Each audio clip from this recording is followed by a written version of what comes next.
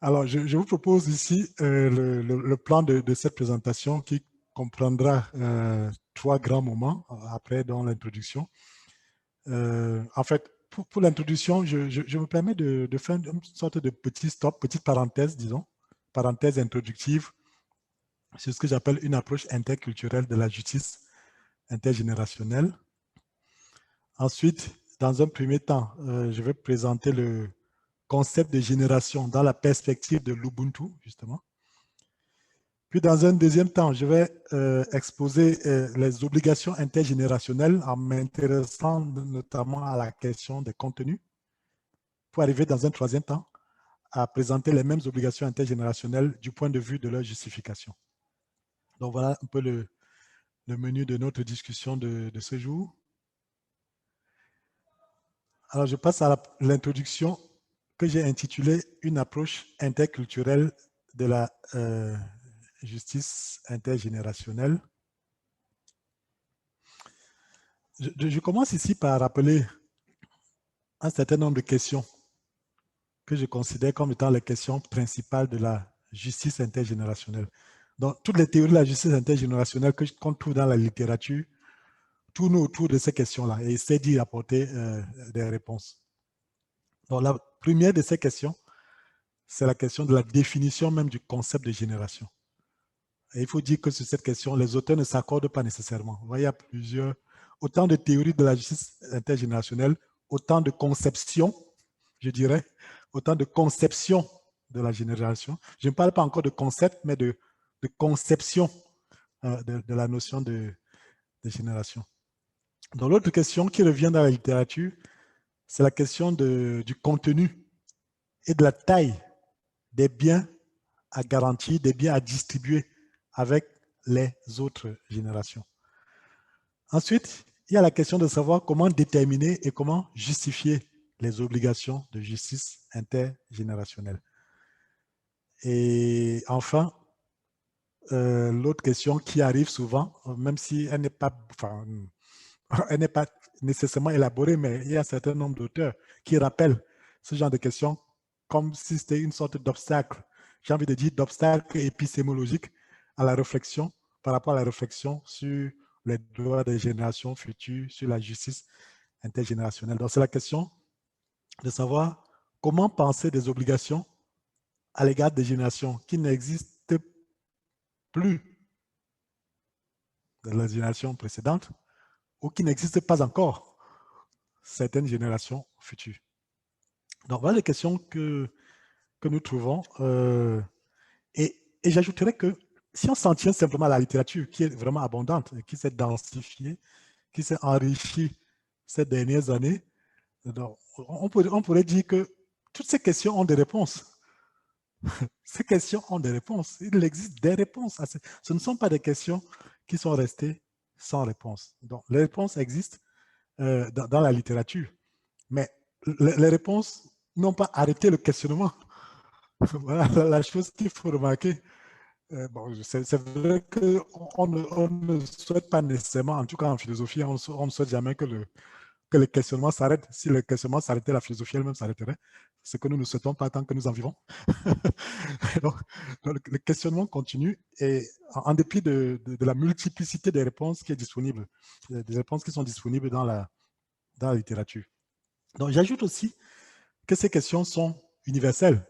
Donc, ces questions sont universelles parce qu'on les trouve dans toutes les sociétés, on les trouve dans toutes les cultures. Il y a des savoirs. Hein, et il existe des savoirs sur la question des générations, sur la question de la justice intergénérationnelle.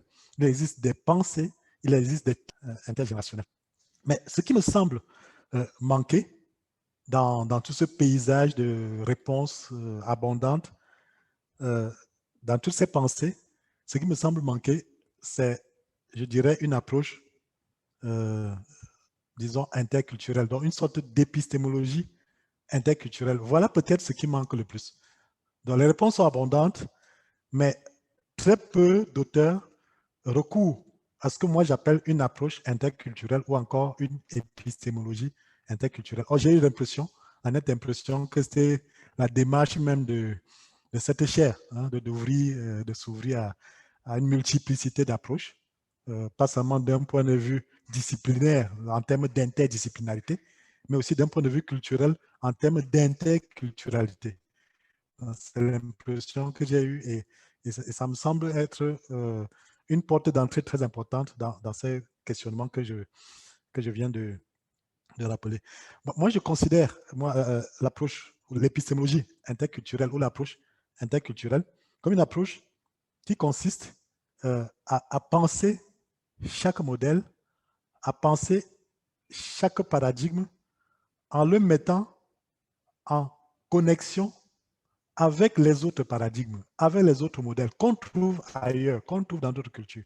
Moi, c'est ça l'épistémologie interculturelle. Donc, penser chaque modèle, penser chaque paradigme en le mettant, je dirais explicitement ou implicitement, en connexion avec les paradigmes qui existent dans d'autres cultures. Ça me fait d'ailleurs penser ici à ce que disait Édouard Glissant. Édouard Glissant disait que je pense en présence de toutes les langues du monde. Je pense en présence de toutes les langues du monde. Bon, en pratique, il ne connaît pas les langues du monde. Il ne connaît pas toutes les langues du monde. Mais chaque fois qu'il pense et qu'il utilise une langue, et en l'occurrence le français ou le créole, il le fait en ayant à l'esprit le fait qu'existent d'autres langues. Le fait de la nécessité de savoir que la langue dans laquelle on pense, la langue à travers laquelle on s'exprime, est une langue au milieu d'autres langues. Est une langue qui pourrait entrer en connexion avec d'autres langues et qui pourrait précisément s'enrichir de cette connexion, de cette interconnexion avec les autres langues. Alors, je dirais la même chose concernant l'approche interculturelle ou l'épistémologie interculturelle que je souligne ici. C'est de dire, même si on pense dans une approche, même si on développe un paradigme, c'est de le faire en connexion de manière implicite ou de manière explicite avec d'autres paradigmes qu'on trouve dans d'autres cultures. Et il me semble que c'est précisément dans cette interconnexion même, c'est dans cette interconnexion que pourraient se trouver les solutions aux multiples questions que j'ai soulevées. Donc, jamais dans un seul paradigme, dans un seul ou dans des paradigmes séparés, hein, mais dans l'interconnexion des paradigmes, dans ce que le philosophe indien Raimundo Panica appelle une sorte d'herméneutique diatopique. Donc, c'est une sorte d'interprétation de culture pour voir pour voir comment ces cultures se font écho les unes aux autres. Comment les différences culturelles sont des différences qui se font écho. Comment, à travers l'interprétation de ces différences, on peut voir un certain nombre d'équivalents. Il appelle ça des équivalents homéomorphes. Hein, des équivalents homéomorphes qui fournissent la meilleure compréhension du monde, en fait, hein, du monde, de nos valeurs, etc. Donc, je rappelle que Raimundo Panica utilise cette expression dans sa réflexion sur les droits humains, sur la question de savoir si les droits humains peuvent être considérés comme étant universels. Et il propose comme la meilleure approche pour penser les droits humains, pour penser l'universalité des droits humains. Donc, il propose donc ce qu'il appelle l'herméneutique diatopique. Et donc, je crois que c'est la même perspective que je privilégie, moi, par rapport à ce séminaire et à cette présentation. Alors, dans cette perspective interculturelle, dans le cadre de cette épistémologie interculturelle, dans le cadre de cette herméneutique diatopique, donc je souhaite ici vous présenter l'apport de la perspective africaine, notamment en m'appuyant plus précisément sur le modèle Ubuntu.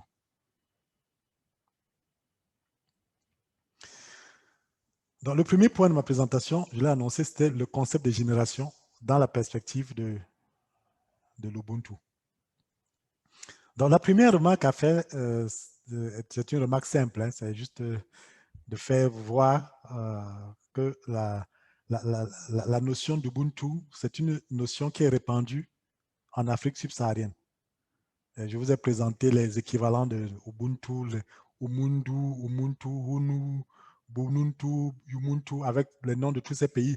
Comme vous voyez, ça couvre quand même une très vaste région en Afrique subsaharienne, avec des expressions qui se ressemblent quand même, qui se ressemblent qui visiblement ont, comment dire, peut-être la même origine. Je ne spécule pas sur l'origine des langues, mais au moins juste en observant ces différents mots, on voit, on observe que l'origine de ces mots est plus ou moins, la même. Donc, un mot répandu en Afrique subsaharienne. Et une autre chose qu'il faut que je vous fasse remarquer, c'est que la signification de ces mots est commune. Parce que dans ces mots, on voit toujours le même radical, le NTU, tout, qui signifie humanité, qui signifie personne humaine. Ouais, donc juste en analysant le terme Ubuntu et le Ntu dans Ubuntu, on retrouve ce signifié l'humanité, la personne humaine. Mais je ne manquerai pas de vous faire remarquer aussi qu'il s'agit d'une signification beaucoup trop générale. Parce que ce n'est pas toujours clair de savoir quelle est l'étendue de la notion d'humain ou même de personne humaine. Bon, on le dit pourquoi? Parce que dans un certain nombre, dans la plupart, un bon nombre de sociétés traditionnelles, l'humanité se limite souvent aux frontières de la tribu. Ouais, donc quand on sort du cadre des frontières de la tribu, ce qu'on voit ailleurs, ce sont des étrangers. Mais dans étranger, je soulignerais l'étrangeté. Hein? C'est l'étrangeté. Donc l'étrangeté de l'étranger. Donc l'étrangeté de l'autre. Et donc, souvent, la question de se pose savoir, est-ce que c'est vraiment des humains véritables comme nous?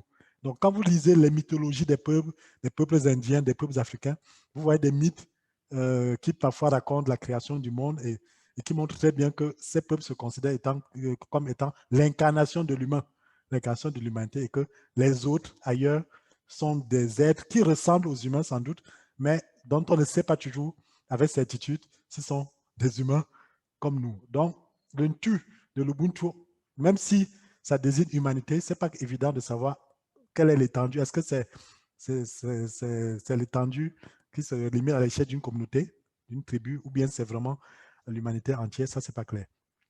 Il y a aussi la notion de personne humaine.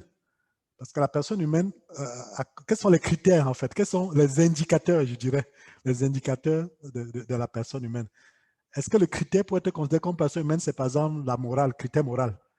De telle sorte qu'on dirait que Nelson Mandela, la mère Teresa ne sont pas des personnes humaines au même titre que ces brigands qui vous agressent et qui vous dépouillent, qui vous tuent, par exemple. Est-ce que ce brigand qui vous agresse et qui vous tue, est-ce que ce brigand peut être considéré comme une personne humaine au sens plein de ce terme, ou bien est-ce que la notion de personne humaine est une notion neutre d'un point de vue moral, par exemple? Mais vous souvenez, par exemple, de, comment on appelle encore ça, le truc de Valladolid, là, la controverse de Valladolid, pour savoir si les Indiens aussi ont une âme humaine, ou si c'est des personnes humaines au même titre que les autres ayant une âme.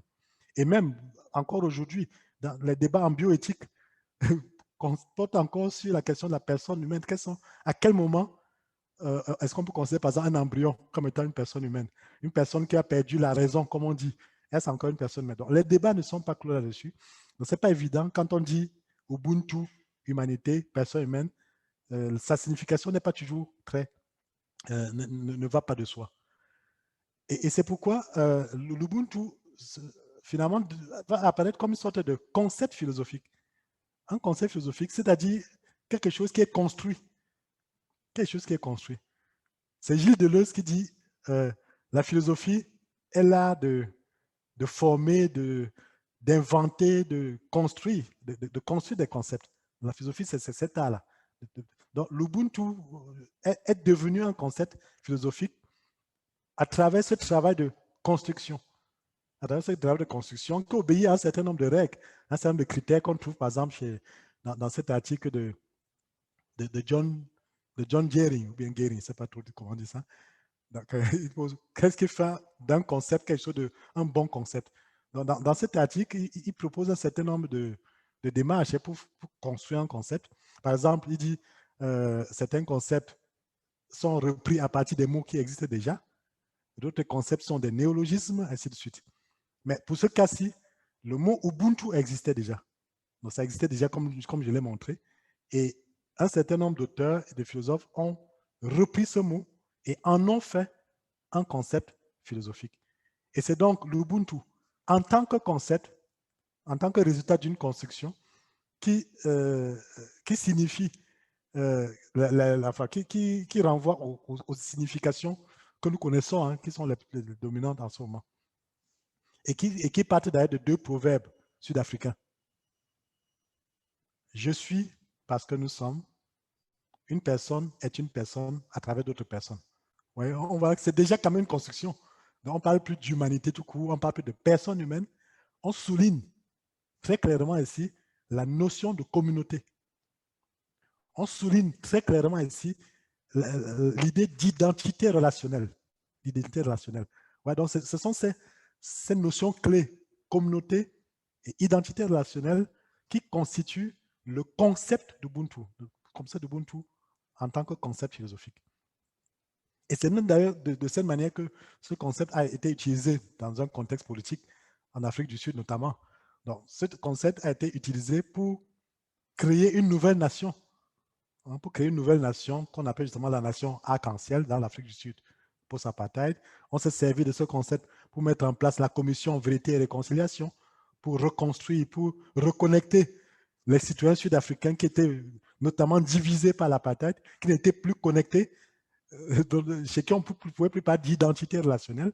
Donc, on s'en est servi pour les remettre ensemble. Et puis, au-delà de la dimension, disons, sud-africaine nationale, le concept d'Ubuntu a une extension plus vaste, hein, qui renvoie cette fois-ci à l'humanité. Donc, quand on parle d'Ubuntu en tant que communauté, il faut comprendre la communauté humaine. Il faut comprendre la communauté humaine. Il faut comprendre peut-être une communauté particulière en tant que cette communauté particulière est elle-même partie prenante dans une communauté plus vaste qui est la communauté humaine. Parce que la communauté humaine, je la considère comme la communauté des communautés. C'est la communauté des communautés.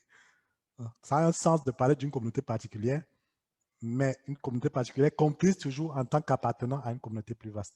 Donc l'identité relationnelle, ici, doit être comprise dans l'extension la plus vaste possible, à l'échelle d'une communauté morale, d'une communauté humaine qui se situe à l'échelle globale. Alors, à partir donc de cette toile de fond sur la définition de la notion d'Ubuntu, je vais passer à la définition du concept de génération. Bon, évidemment, nous avons bien compris, quand on s'intéresse aux questions de justice intergénérationnelle, on a bien compris que le sens même de la notion de génération est essentiel. Donc, c'est une étape préjudicielle dans toute réflexion parce que la manière dont nous concevons nos obligations, nos devoirs à l'égard des autres générations dépend de la manière dont nous définissons même le concept de génération. Donc, il existe dans la littérature un certain nombre de notions, de catégories dont on se sert pour définir la génération. Par exemple, la classe d'âge, cohorte de naissance, catégorie sociale, etc. Bon, chacune de ces notions renseigne ou en tout cas aide à avoir une certaine représentation de ce que pourrait être une génération. Quand on définit une génération, par exemple, comme les gens qui sont nés à peu près dans le même temps, le même fourchette d'années, à peu près, dans une sorte de classe d'âge. Et quand on se sert de ces critères pour dire que dans une société, peuvent coexister jusqu'à 4 générations, par exemple, dans les arrière-grands-parents, ainsi de suite. Donc ça, c'est un critère assez descriptif, fonctionnel, qui a son utilité. Mais je propose ici donc la perspective africaine, la perspective Ubuntu de la notion de génération, qui est beaucoup plus large que celle que je viens de montrer, parce que dans cette perspective, on ne va plus parler seulement de la coexistence de 4 générations, mais d'un nombre infini de générations. D'un nombre infini de générations. Donc, qui comprend donc les ancêtres, les arrière-grands-parents, les parents, les fils, les petits-fils, les arrière-petits-fils et les arrière-arrière-arrière-petits-fils. Donc, ceux qui ne sont pas nés. Ceux qui ont disparu depuis longtemps et ceux qui ne sont, dont on ne soupçonne pas la naissance. Donc, il y a cette première idée à souligner, c'est que c'est la notion de chaîne intergénérationnelle qui est beaucoup plus longue que ce que les théories habituelles dominantes nous font voir, nous donnent comme définition de la génération. La chaîne intergénérationnelle, c'est une chaîne beaucoup plus longue qui a un bout, si je peux dire, dans un passé lointain, immémorial, ainsi de suite, et qui a l'autre bout dans un futur, lui aussi, difficile même à représenter. Donc, ça, c'est la première chose. Mais la première chose aussi, c'est de souligner la continuité historique qui existe entre les différents maillons de la chaîne. Et c'est pourquoi on peut parler alors de communauté, dans une communauté qui englobe les vivants, les morts, les générations anciennes, précédentes, les ancêtres et les enfants à naître. Ils font partie de cette même communauté. Donc, la communauté visible que nous avons, dont les gens qui sont actuellement vivants, n'est qu'un élément, si vous voulez, n'est qu'un élément dans cet ensemble qui est beaucoup plus vaste et donc qui comprend une partie invisible. Donc, une partie invisible, naturellement beaucoup plus grande que la partie visible. Et quand on parle de la partie invisible, c'est la partie constituée par ce qu'on appelle les ancêtres. Donc, c'est l'élément ancestral dans cette chaîne intergénérationnelle. Et beaucoup d'auteurs soulignent le fait que l'élément ancestral est le plus important. L'élément ancestral est le plus important dans cette chaîne. Parce que dans cette vaste communauté dont je viens de parler, les ancêtres jouent un rôle essentiel, un rôle déterminant. Ce sont, comme on dit, ce sont des créateurs du territoire. Ce sont des créateurs de la culture. Ce sont des créateurs de la civilisation. Ouais, donc si nous existons, c'est parce qu'ils ont joué ce rôle et parce qu'ils l'ont bien joué. Et c'est parce qu'ils l'ont bien joué qu'ils sont considérés et qu'ils sont reconnus comme ancêtres. C'est pourquoi, d'ailleurs, quand des personnes décèdent, une personne décède, on accomplit ce qu'on appelle un rite d'ancestrialisation. Un peu le genre de rite qu'on fait pour admettre les gens au Panthéon là-bas à la Sorbonne. Oui. Donc, il y a un rite d'ancestrialisation qu'on effectue pour souligner le rôle qu'il a joué, que cette personne a joué déjà de son vivant, et pour montrer que cette personne va continuer à jouer son rôle et la génération future ne tient que précisément parce que ses ancêtres continuent de jouer leur rôle. Donc, il y a ici une citation du philosophe ghanéen Kwasi Wiredu, dit, non, c'est plutôt Félix Morove, qui dit dans cette très belle phrase, dans cette jolie phrase, dans ce joli passage plutôt, le présent contribuera à sa propre existence dans le futur lorsqu'il sera devenu le passé.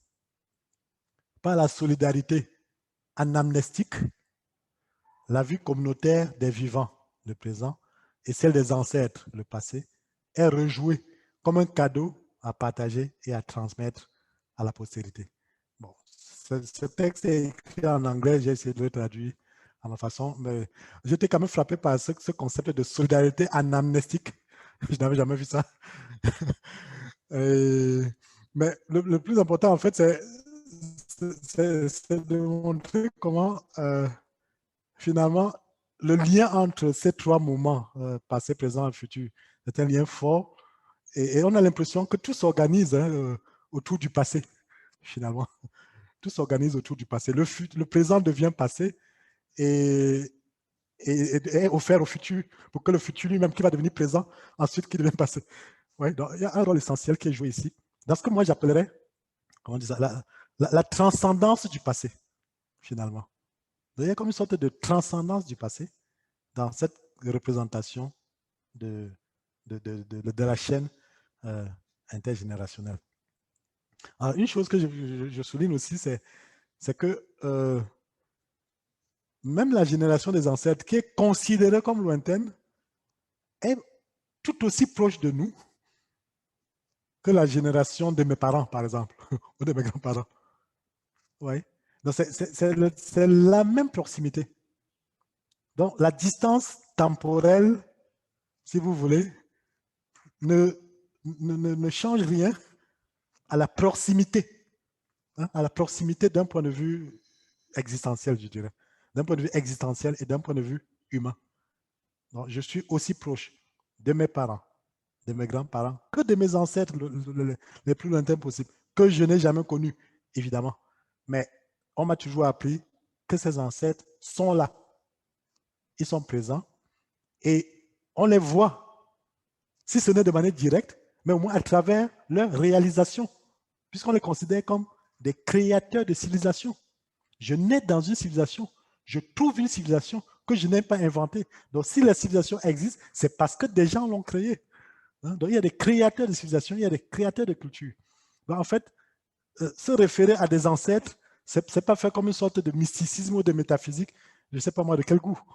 Il y a quand même une sorte de, comment dire ça, d'expression visible.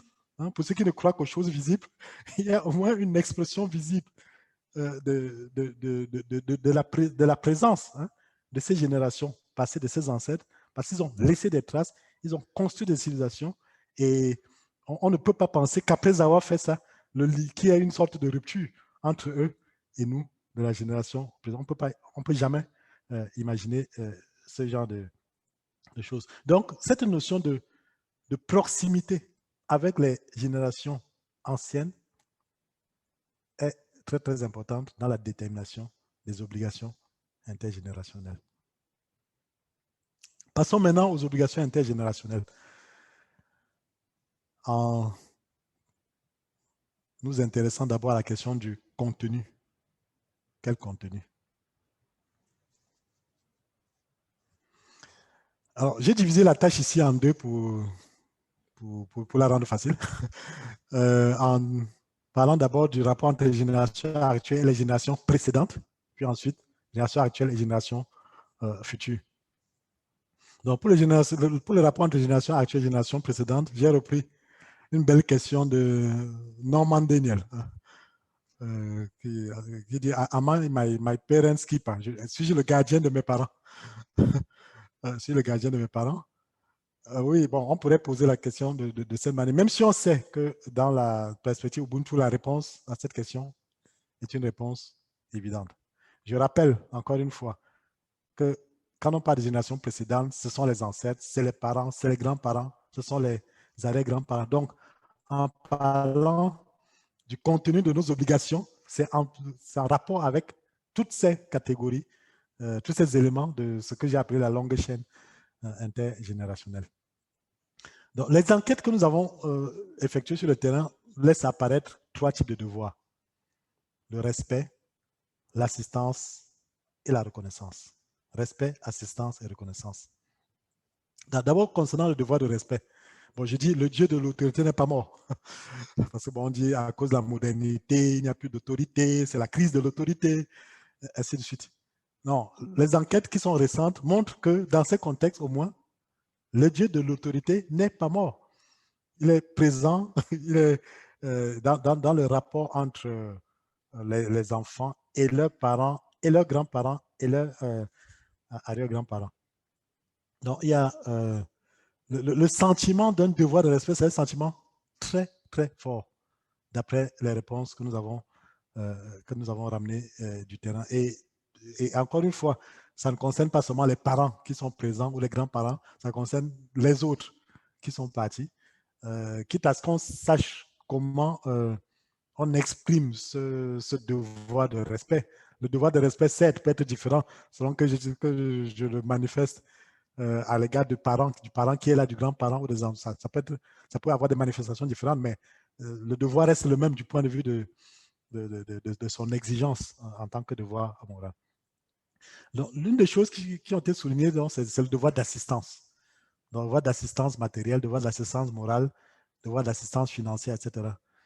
Et en particulier dans un contexte en Afrique où la notion de sécurité sociale, de pension, retraite, c'est pour la grande majorité des populations que ça n'existe pas. Donc la sécurité sociale de la plupart des parents, ce sont leurs enfants. Cela signifie en clair que si les enfants échouent par rapport à leur obligation de soutenir financièrement, matériellement leurs parents, c'est la mort assurée, je dirais, de ces parents-ci. Et puis, on ne conçoit pas qu'un enfant réussisse sa vie, entre guillemets, pendant que ses parents sont délaissés, sont dans la misère. Ouais, donc, c'est vraiment un devoir sacré pour un enfant de garantir à ses parents un minimum de bien-être physique, matériel. Par exemple, si vous avez réussi à construire une très belle et une très grande maison, tous vos amis regarderont à quoi ressemble la maison de vos parents et ne vous pardonneraient pas de voir que, par exemple, la maison des parents, c'est une maison qui est plus ou moins délabrée, etc. Donc, ça, c'est inconcevable. Donc, belle maison, grande maison pour le fils, ça signifie quand même un minimum de confort pour les parents. Donc, et l'autre devoir qui a été souligné, c'est le devoir de reconnaissance. Le devoir de reconnaissance. Et l'idée de reconnaissance vient d'abord du fait que les parents, on les considère comme ceux qui ont donné ce qu'il y a de plus précieux, la vie. Les parents ont donné ce qu'il y a de plus précieux pour toute personne. Donc, il y a comme une sorte de devoir sacré de reconnaissance à l'égard de ceux qui ont donné l'essentiel. Le plus grand cadeau qu'on puisse avoir, la vie. Sans rien dire, notamment aussi, de ses ancêtres qui sont, comme je l'ai dit tout à l'heure, des créateurs de civilisations, des créateurs de culture, des créateurs de territoires. Donc, il y a comme une sorte de nécessité de reconnaissance qui correspond aussi, dans une certaine mesure, à une sorte de besoin de reconnaissance. Donc, les parents ont quand même besoin d'être reconnus. Besoin d'être reconnus. Et en général, leur souhait, quand ils sont vivants, c'est de ne pas être oubliés. Donc, à partir du moment où ils expriment ce souhait, où ils expriment le vœu de ne pas être oubliés par leur progéniture, on comprend qu'il y a chez eux un besoin de reconnaissance. Et nous avons l'obligation de répondre à ce besoin de reconnaissance. Nous avons l'obligation de perpétuer la mémoire de ses parents auprès de nos fils, de nos petits-fils, de nos arrière-petits-fils. Donc, la généalogie ici est très importante dans ce que je peux appeler la justice intergénérationnelle. Elle participe de ce devoir de reconnaissance. J'évoquais ici le cas du culte des ancêtres et le problème de la rationalité. Bon, c'est peut-être une parenthèse que j'ouvre ici, en disant que souvent, certains trouvent absurde qu'il y ait ce genre de culte qui est consacré aux ancêtres. Je vis, moi, dans une région, enfin, je suis originaire d'une région où on pratique beaucoup ce culte des ancêtres. Donc, ça consiste en 2 ou 3 choses. La première chose, quelques années après le décès d'une personne, il y a ce qu'on appelle les rites d'ancestrialisation. Donc, on va enlever ses restes, ses ossements, de l'endroit où il avait été enterré, vers la maison des ancêtres. Vers la maison des ancêtres. Donc, placé dans cette maison où il y a des rites qui sont souvent effectués pour maintenir justement, pour perpétuer la mémoire. Donc, en général, quand on entre dans cette maison des ancêtres, on leur parle à haute voix. On leur dit des choses, on communique avec eux. Bon, on n'entend pas directement des réponses, mais au moins, il y a quand même la parole qui s'exprime et avec le sentiment très fort d'être écouté. Bon, encore une fois, je disais, on peut évaluer ça d'un point de vue rationnel en disant, mais c'est irrationnel ce genre de choses. Et la réponse que j'ai souvent par rapport à ça, c'est de me référer, enfin, je l'emprunte souvent à Raymond Boudon, le sociologue et philosophe Raymond Boudon, qui parle de bonnes raisons. Donc, à partir du moment où un peuple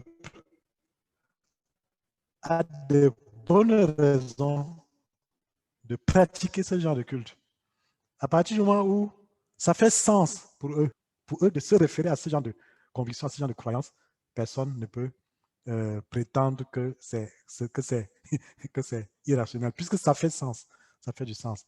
Et quand on sait encore une fois de quelle manière ça peut organiser ce que j'appelle la vie éthique, la justice intergénérationnelle, je ne pense pas qu'on puisse taxer cela d'irrationnel. Et j'ai prévu d'évoquer cette question vers la fin, à l'endroit des juristes, pour dire que les juristes ont beaucoup besoin de ces irrationalités, entre guillemets, pour penser à un certain nombre de questions. Mais j'y reviens à la fin. J'y reviens à la fin. Maintenant, je vais parler des générations, des devoirs entre des générations actuelles à l'égard des générations futures. Et je résume par cette phrase que j'ai trouvée très belle: vivre sur la terre et vivre de la paix, et vivre de la terre. J'emprunte cette phrase à un auteur qui s'appelle Feli. Certes, il y a plusieurs, les enquêtes que nous avons effectuées ont présenté plusieurs types d'obligations. Par exemple, assurer pour les générations futures les meilleures conditions de naissance. Les meilleures conditions de naissance. Ça se traduit notamment par un certain nombre d'obligations qui sont faites à la femme qui porte l'enfant. Ce sont des interdits alimentaires ou ce sont certaines pratiques sociales qui lui sont interdites. Le but étant, encore une fois, de protéger l'enfant à naître. De protéger l'enfant à naître. Donc, une femme qui échoue à le faire est passible de sanction. Et c'est là peut-être que le juriste peut voir qu'il y a même une sorte de droit positif coutumier qui consacre ces actions, comment dire, la violation de certaines de ces interdictions. Quand il s'agit des générations futures, précisément. Parce que les générations futures sont tellement importantes, tellement précieuses, que la violation de ces interdits, de certaines pratiques, ou plutôt l'accomplissement de certains actes susceptibles de compromettre leur bien-être dans le futur est passible d'un certain nombre de punitions et de sanctions. Bon, il y a aussi la question de la meilleure éducation, dont on discute aussi par rapport aux générations futures. La question étant de savoir, mais qu'est-ce qu'on transmet aux générations futures? Qu'est-ce qu'on transmet? Quel patrimoine culturel, quel patrimoine est-ce qu'on transmet aux générations futures? Donc, on a vu dans la littérature philosophie africaine un certain nombre de débats là-dessus, notamment pendant la période coloniale où il était question de savoir est-ce qu'on abandonne nos cultures au profit des nouvelles cultures ou bien est-ce que si nous remplaçons nos cultures par de nouvelles cultures, est-ce que nos générations futures ne seront plus des nôtres finalement? Donc, la question de l'éducation est aussi importante ici. Mais j'ai voulu m'arrêter un peu sur ce point concernant le droit de vivre sur la terre et vivre de la terre. Alors, par rapport à ce point, je rappelle ce qu'on appelle une obligation afférente, qui peut se formuler ainsi. Chaque génération a le devoir de conserver et transmettre la terre reçue des générations précédentes. Donc, obligation de transmettre la terre reçue des générations précédentes. Alors, Kwasi Wiredu, le philosophe ghanéen, écrit ceci: de tous les devoirs dus aux ancêtres, aucun n'est plus impérieux que celui de ménager les ressources de la terre afin de la laisser en bon état pour la postérité. En résumé, il existe un concept bilatéral de gérance dans la gestion de l'environnement impliquant des obligations envers les ancêtres et les descendants qui motive la prudence environnementale, toutes choses étant égales par ailleurs. Voilà. Ce qui est frappant dans cette citation, c'est que Kwasi Wiredu situe ce genre d'obligation dans le cadre des devoirs dus aux ancêtres. Ouais, on se sera attendu à ce qu'on préserve la terre pour les futures générations. Mais il dit, c'est un devoir qui est dû aux ancêtres. C'est un devoir qui est dû aux ancêtres. Parce que les ancêtres nous ont légué quelque chose. Ils nous ont légué la terre. Et nous n'avons pas le droit de détruire, de gâcher l'héritage qu'ils nous ont transmis. Nous avons l'obligation de transmettre ce même héritage aux générations futures comme ils l'ont fait pour nous. Donc, en fait, c'est un devoir d'abord à ces ancêtres-là pour reconnaître leur engagement, pour reconnaître les sacrifices qu'ils ont dû consentir, parce que c'est dans les réponses que j'ai, enfin, dans l'enquête du terrain, c'est un pas de sacrifice. Donc, les ancêtres se sacrifient pour préserver la terre. Et ils ne peuvent pas accepter qu'une génération détruise, annihile tout le sacrifice qu'ils ont fait. Donc, c'est un devoir dû aux ancêtres. J'ai envie de dire, avant d'être un devoir dû aux générations futures. Mais en fait, les choses se tiennent pour former comme une sorte de cercle, des obligations. Je reviendrai un peu sur le droit de vivre sur la terre, vivre la terre dans cette partie où je vais présenter assez rapidement les obligations intergénérationnelles en termes de justification. Donc, quelle justification? Alors, j'ai prévu ici un certain nombre de justifications sur lesquelles je ne vais pas beaucoup m'étendre. La première, ça s'appelle la dialectique droit-devoir. Donc, la question, c'est de savoir, est-ce que les droits des générations précédentes ou des générations futures doivent être dérivés de nos devoirs à leur égard, ou bien c'est l'inverse? Est-ce que nous avons des devoirs parce qu'ils ont des droits? Voilà, c'est ça l'idée. Donc, est-ce que nous avons des devoirs à l'égard des autres générations parce que ces générations ont des besoins, parce que ces générations ont des prérogatives, parce que ces générations ont des droits? Là est la question. Bon, c'est une question qui est beaucoup discutée en droit aussi. Donc, et ici, la tâche serait de clarifier justement ces droits. Quels sont les droits? Quelles sont les prérogatives? Quels sont les besoins? Souvent, ça commence par les besoins. Quels sont les besoins des générations futures? Alors, peut-on considérer ces besoins comme des droits? Et si on considère ces besoins comme des droits, alors on peut en inférer un certain nombre de devoirs et un certain nombre d'obligations. Ouais, on peut appliquer cette analyse concernant les générations futures. En disant, les générations futures ont besoin ont besoin que la terre soit protégée pour elles, ont besoin de trouver les meilleures conditions de naissance, les meilleures conditions de vivre sur la terre et vivre de la terre. Comme les générations précédentes ont aussi des besoins, le besoin d'être reconnu, le besoin de respect, etc. Et on peut faire le travail de transformer ces besoins en droits, de transformer ces prérogatives en droits. Oui, parce que, à mon sens, le sujet du droit, c'est toujours aussi une construction. Donc, le droit est une construction. Ce qui est déterminé comme droit relève aussi d'une construction juridique. Et là, ce travail est à faire, ce travail peut être fait pour ce qui concerne les obligations avec les autres générations. Alors, l'autre point qu'on pourrait discuter, c'est l'argument du mérite. Quelle place dans le devoir de justice intergénérationnelle? Est-ce que, bon, si on parlait en termes de mérite, évidemment, les générations futures n'ont pas encore de mérite, puisque ces générations futures n'ont encore rien fait de méritoire. Bon, par contre, les générations précédentes, oui, on a dit le rôle que ces générations ont joué, créateurs des civilisations, etc. Et donc, le mérite fait en sorte qu'on a comme une sorte de devoir sacré, de devoir inconditionnel de respecter un certain nombre de prérogatives. Bon, la question critique qui est venue ici, c'est de savoir, il y a des parents qui ne méritent pas la reconnaissance de leurs enfants. Par exemple, un parent qui est, comment dire, irresponsable, méchant, violent, etc. Est-ce qu'il mérite aussi ce même genre de devoir à leur égard? C'est la question que nous avons posée à nos sujets. Et tous répondent pratiquement que même à l'égard de ses parents, nous avons le devoir de respect, le devoir de reconnaissance, au moins pour une chose, au moins pour le fait qu'ils nous ont donné la vie. Voilà, c'est ce que disent les réponses. Au moins le fait pour ses parents de nous avoir donné la vie fait que l'argument du mérite tient, même quand ils ont été irresponsables, méchants et tout ce que vous voulez. Donc c'est pour dire que l'argument du mérite occupe une place essentielle ici dans la justification de nos obligations à l'égard des générations précédentes. Donc l'autre question qui a été posée, c'était la question de savoir, est-ce qu'il y a la peur des sanctions? Notamment quand on parle des ancêtres. Parce que les ancêtres donnent lieu à toutes sortes de représentants, toutes sortes de représentations, je voulais dire. Donc on les considère comme des êtres mystérieux, mystiques, qui peuvent nous sanctionner si nous ne respectons pas certaines obligations, par exemple. Ou plutôt, qui peuvent nous maudire. Donc il y a la peur de la malédiction ou la peur des sanctions. Et certains répondants ont invoqué cette peur-là, en disant que si nous ne respectons pas les droits des générations précédentes, nous risquons la malédiction.